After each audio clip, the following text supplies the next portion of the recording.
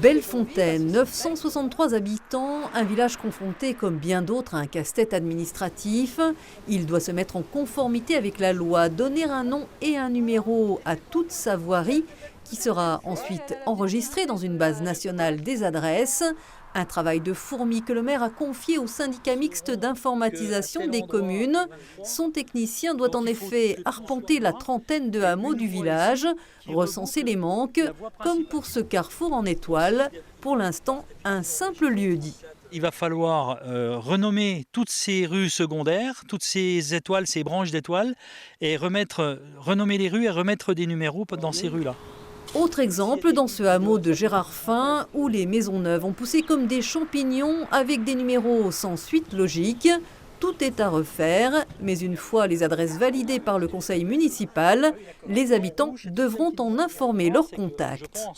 Et il y en a énormément, que ça passe des impôts, des assurances, des banques, de tout, quoi. Et sur cette carte des Vosges, en rouge, les communes qui ne sont pas en règle, 38% seulement sont dans les clous. À Bellefontaine, près de 200 adresses sont ainsi à redistribuer. Il faudra le faire, je pense, pour que ce soit efficace sur plusieurs périodes, par phase, par quartier peut-être. Mais il y a aussi un coût. Imaginez une société avec un cabis, avec un numéro et une adresse renseignée. Demain, vous changez ce cabis, il y a forcément des coûts associés. À Cheny-Ménil, là c'est la Poste qui est missionnée. L'entreprise peut s'appuyer sur son réseau de facteurs et la conseillère commerciale a eu droit à un aperçu du problème par le maire. Là c'est la rue de la mairie, puisqu'avant ce bâtiment-là qui est maintenant le CCS, c'était la mairie.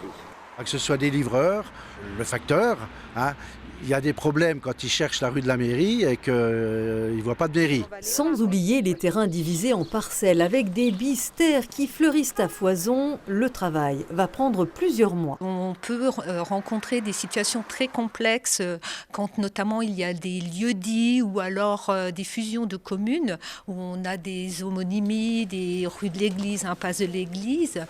Donc c'est vraiment un travail de fond que l'on fait avec un expert de la Poste.